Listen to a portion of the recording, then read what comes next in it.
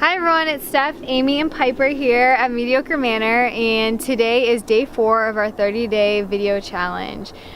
Today's video is about how to make your own homemade lye soap.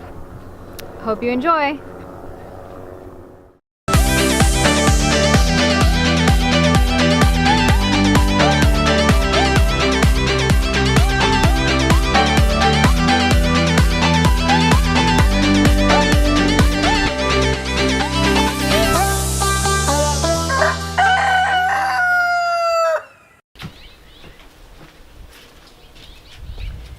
It's Steph here at Mediocre Manor, and today I'm going to be teaching you all how to make homemade bar soap. So before we get started, let's go over the tools and ingredients that we're going to need today. So let's start off with the ingredients. We need to have our fats or oils. So we're going to use coconut oil, shea butter, olive oil. So those are our oils, and then we're going to need lye or sodium hydroxide, water, and essential oils of your choice. So I'm going to use lavender essential oils today. So those are our ingredients, and then we need our supplies. So we'll use 2 bowls.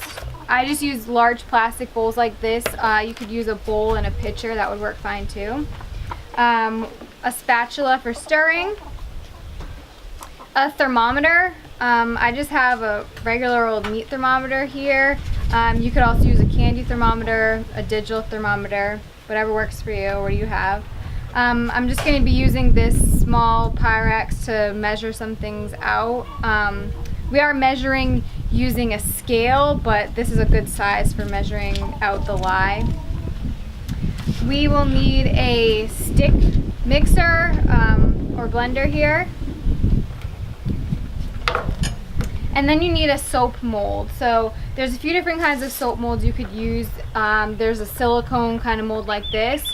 My preference is actually for a, this is a 3-inch PVC pipe, which I've lined in the middle here with parchment paper, taped that on, and then I put parchment paper and taped that onto the bottom to hold that in. So that's what I'm going to use today.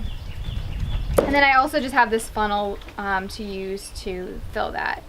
Oh, and also my scale. So I just want a kitchen food scale. Mine ran out of battery, so I'm going to be using a different one today, but just some kind of food scale to weigh the different ingredients with.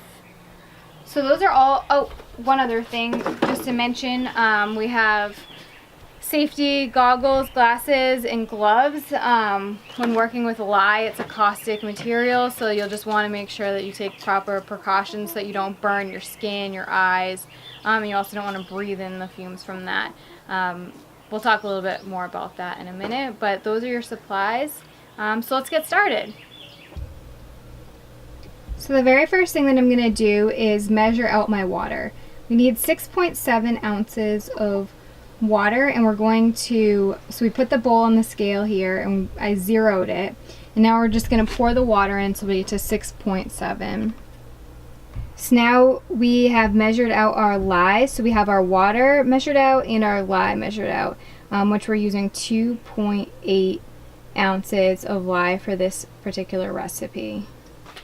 Okay, so now that we have our appropriate amounts of water and lye, we're going to combine the water and lye. So here's my warning. Lye is very caustic material, and when you mix the lye with the water, it's going to create fumes. So you want to do this in a well-ventilated area. So as you might notice, I'm outside here. And you also want to be careful not to breathe in the fumes so you don't put your head, your face over this when you're mixing it. You might want to wear gloves, goggles, if it could potentially splash. You don't want to get this mixture on your skin because of the chemical reaction that occurs when the lye touches the water. So now I'm going to go ahead and combine the lye with the water. So you always add the lye to the water, you never add the water to the lye. So I'm going to do that very carefully.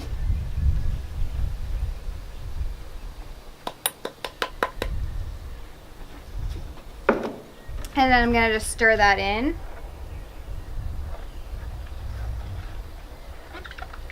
So now what's happening, the chemical reaction that's occurring is causing this to heat up.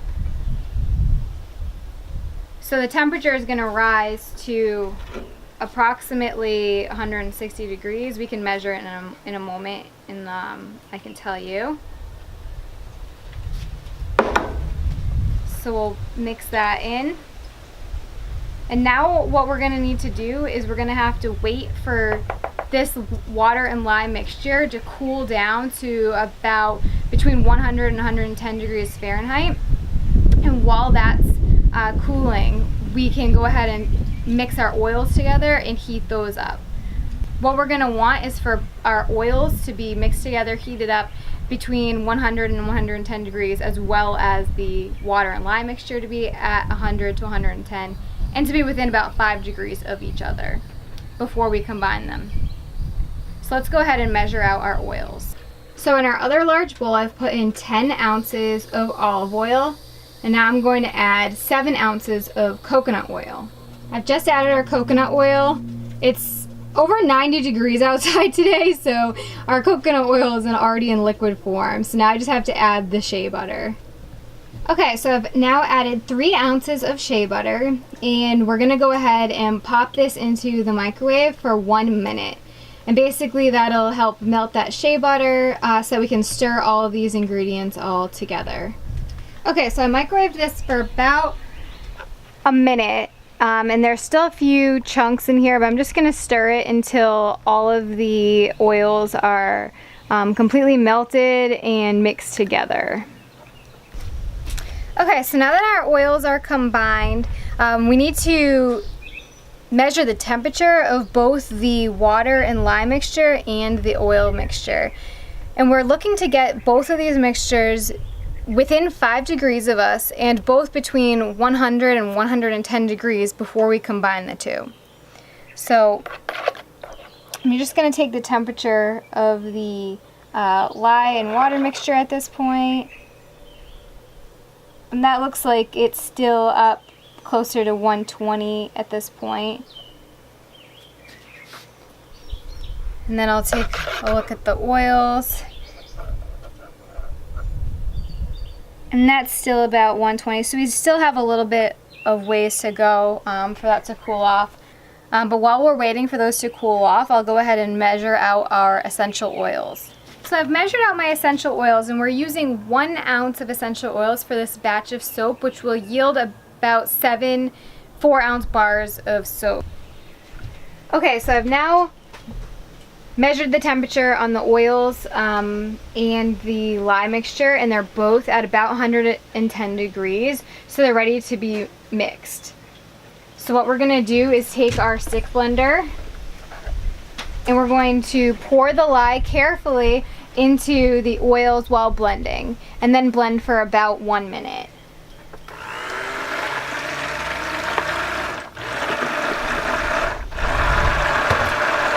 And we're going to blend until the mixture comes to trace, and I'll show you what that looks like.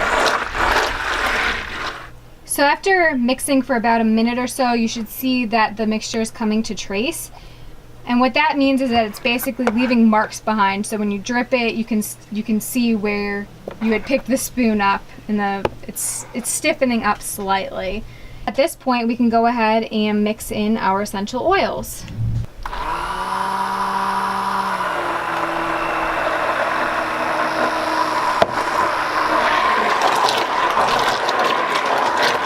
So now we're ready to go ahead and put the soap mixture into our soap mold.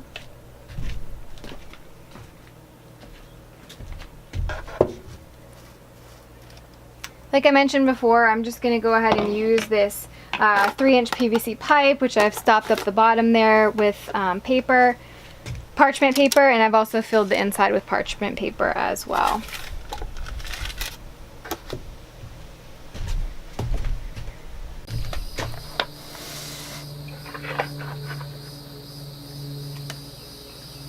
So now that our soap is in the mold, we can just go ahead and put this in a cool, dark place for 24 hours, and then we can take the soap out after 24 hours and cut it.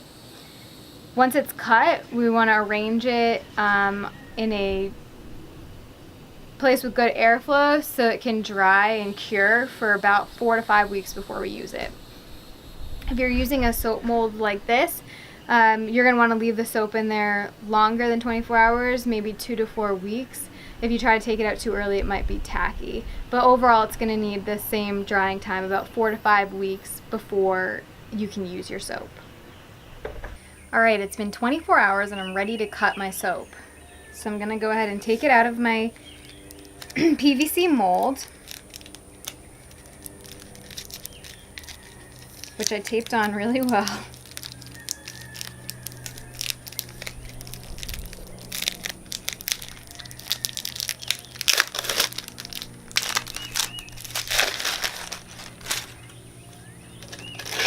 Push it out.